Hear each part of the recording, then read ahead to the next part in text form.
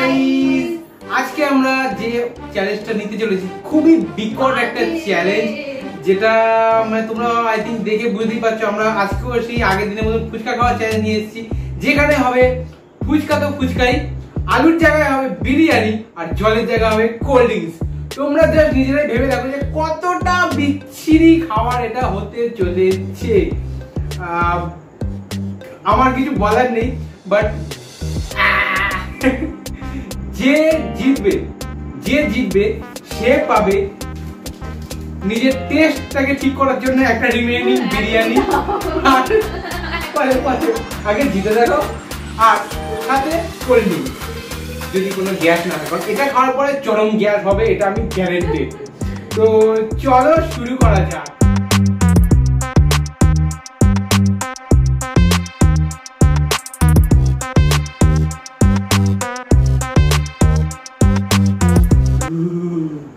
ভয় লাগছে, কি হবে কি আরে বুঝতে পারছি না। তো ready set go.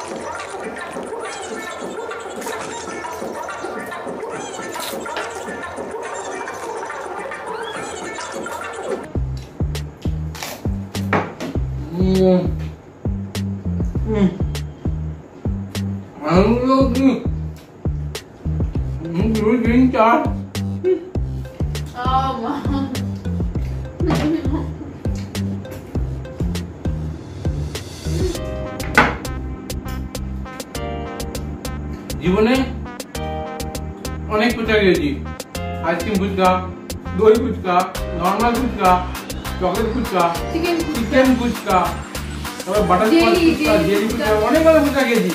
Biryani fuchka জীবনে কোন ট্রাই করবো না তোমরা, বহুত বিচ্ছিরি খেতে। আর কোল্ড ড্রিঙ্কস ফুচকাও, ইস না তো ফুচকার টেস্ট এলো, না কোল্ড ড্রিঙ্কসের টেস্ট এলো, না বিরিয়ানির টেস্ট এলো। এত বিচ্ছিরি খাবার, মানে আমি ইচ্ছা করেও মানে আমি খেতে পারছি না, বাট আমি এই দিকটা বুঝতে পারছি আমাকে এটা হেড করতেই হবে, কারণ আমাকে এই পুরোটা খেতেই হবে। এত বিচ্ছিরি খাবার খাওয়ার পরে ভালো খাবার তো বানতে হয় না বস। তুমি এমনি যাও, তুমি পাবে না এটা। না আমি এটা এখনই খাবো, এত বিচ্ছিরি